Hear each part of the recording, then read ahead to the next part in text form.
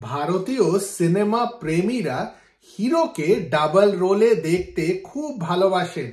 মহানায়ক উত্তম কুমারও প্রায় 10-15টা ছবি ডাবল রোলের তো করেইছেন। তবে সবকটাই যে খুব ভালো লাগে তা নয়। আমার কয়েকটা ডাবল রোলের ছবি খুব ভালো লাগে। আজকের আড্ডা মহানায়ক উত্তম কুমারের ডাবল রোলে অভিনয় করা কিছু ছবি নিয়ে। আমি তন্ময়, আশা করি আপনারা প্রত্যেকে ভালো আছেন। 1957 সালে মঙ্গল চক্রবর্তী পরিচালিত তাসের ঘর ছবি মহানায়কের প্রথম ডাবল রোলে অভিনয় করা ছবি। প্রচলিত ইংরেজি গল্প প্রিন্স অ্যান্ড দ্য পপার থেকে অনুপ্রাণিত স্ক্রিন প্লে তাসের ঘরে। উত্তম কুমারের বিপরীতে সাবিত্রী চ্যাটার্জি আর সবিতা বসু হিরোইন হিসেবে অভিনয় করেছিলেন। তাসের ঘরের গল্প দুজন মানুষের যারা একই রকম দেখতে, অথচ একজন বড়লোক আর আরেকজন গরিব।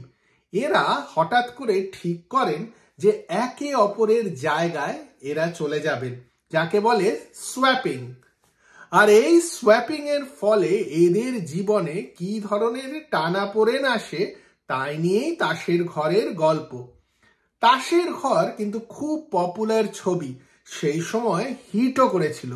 উত্তম কুমারের প্রথম ডাবল রোল। এরপর 1961 সালে তপন সিনহার ঝিন্দের বন্দি রিলিজ হয়। ঝিন্দের বন্দি আপনাদের অনেকেরই হয়তো প্রিয় উত্তম কুমার সৌমিত্র ছবি। তবে ভুলে যাবেন না, এই ছবিতেও কিন্তু উত্তম কুমারের ডাবল রোল ছিল। একজন যেরকম সৌমিত্রর কথায় বহুরূপী, আরেকজন ঝিন্দের রাজা।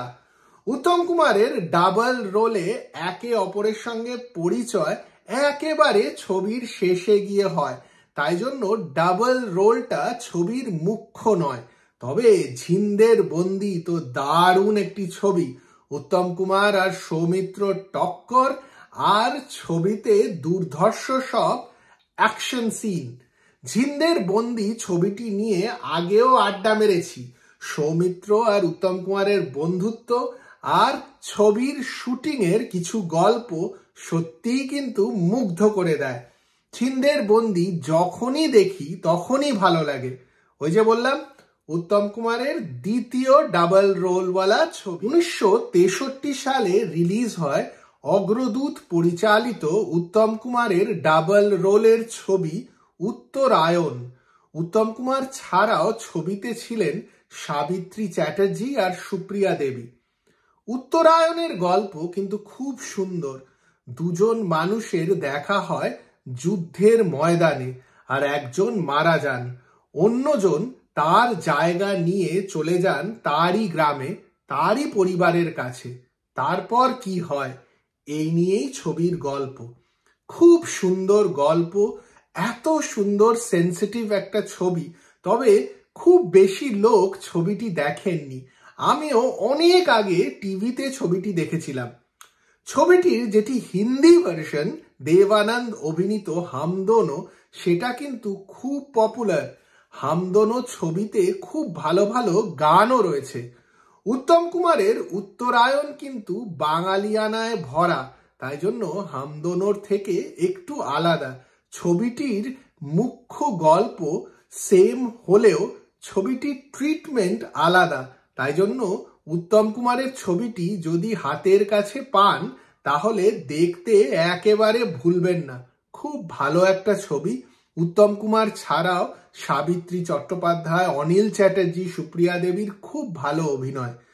উত্তরায়ণ দেখে আমাকে জানাবেন আপনাদের কিরকম লাগলো। 1963 সালেই রিলিজ হয় আমার মতে উত্তম কুমার অভিনীত শ্রেষ্ঠ ডাবল রোলের ছবি ভ্রান্তিবিলাস। মানু সেনের পরিচালনা, শেক্সপিয়ারের কমেডি অফ এরার্স থেকে অনুপ্রাণিত হয়ে বিদ্যাসাগর মহাশয়ের লেখা গল্প, বিধায়ক ভট্টাচার্যর লেখা স্ক্রিন প্লে। উত্তম কুমারের ডাবল রোল ছাড়াও দুটি ভানু বন্দ্যোপাধ্যায়, সাবিত্রী চট্টোপাধ্যায়, সন্ধ্যা রায়, প্রত্যেকটা কমেডিক মোমেন্ট ওয়ার্ক করে ভ্রান্তিবিলাসে। সত্যি ভাবুন তো, এই বছরই মহানায়ক উত্তরায়ণও রিলিজ করিয়েছিলেন আর করিয়েছিলেন ভ্রান্তিবিলাস।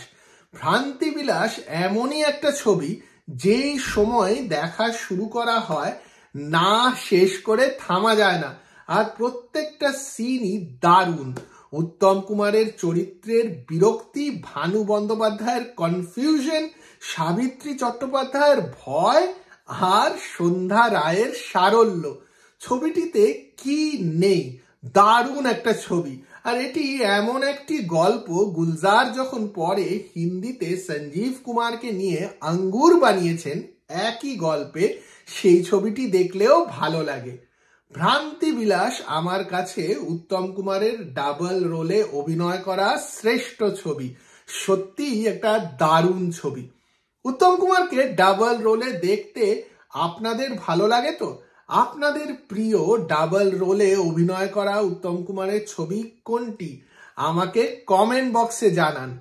আর যদি এই আড্ডা ভালো লাগে তাহলে ভিডিওটিকে লাইক আর শেয়ার করবেন, আর চ্যানেলটিকেও সাবস্ক্রাইব করতে একদম ভুলবেন না।